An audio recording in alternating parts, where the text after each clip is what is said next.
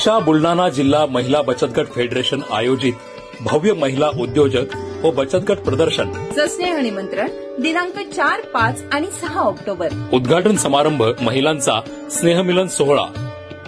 उद्घाटक माननीय रोहिणीताई खडसे, प्रदेशाध्यक्ष राष्ट्रवादी महिला काँग्रेस। प्रमुख मार्गदर्शक माननीय सुषमाताई अंधारे, शिवसेना उपनेत्या। अध्यक्ष माननीय हेमलताताई पाटील, राज्य प्रवक्ता तथा सरचिटणीस, महाराष्ट्र प्रदेश काँग्रेस कमिटी। शुक्रवार दिनांक 4 ऑक्टोबर सकाळी 11 वाजता। स्थळ ARD सिनेमॉल मागे, बुलढाणा अर्बन रेसिडेन्सी समोर, मलकापूर रोड, बुलढाणा। विनीत जयश्री सुनील शेळके, संस्थापक अध्यक्ष दिशा बुलढाणा जिल्हा महिला बचत गट फेडरेशन।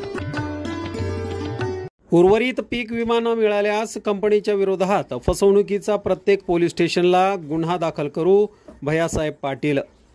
पीक विमा मिळवण्यासाठी सातत्याने सरकारच्या व कंपनीच्या विरोधात रविकांत तुपकर यांनी बुलढाणा, मुंबई, नागपूर येथे सिंदखेड राजा येथे अन्नत्याग आंदोलन, मुक्काम आंदोलन, विविध आंदोलने केल्यामुळेच हा पीक विमा मिळाला। जिल्ह्यातील 47,707 पात्र शेतकऱ्यांच्या खात्यावर 112 कोटी 29 लाख रुपये जमा होणार आहेत।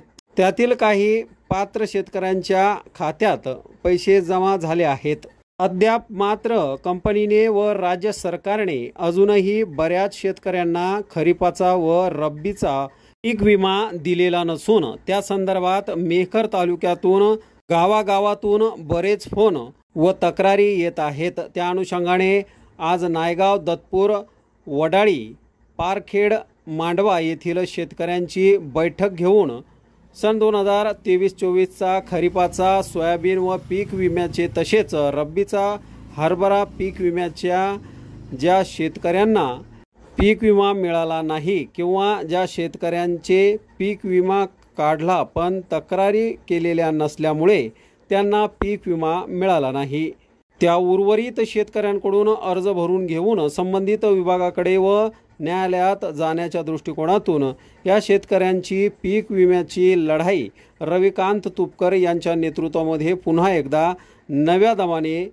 ताकदीने हाती घेतली असून मेहकर व लोणार तालुक्यातील तसेच बुलढाणा जिल्ह्यातील सर्व शेतकऱ्यांना पीक विमा जोपर्यंत मिळत नाही तोपर्यंत ही शेतकऱ्यांची लढाई शेतकऱ्यांना घेऊन एकजुटीने चालू राहील, असे आज शेतकरी नेते डॉक्टर राजेंद्र टाले व भैयासाहेब पाटील यांनी बैठकीदरम्यान सांगितले आहे।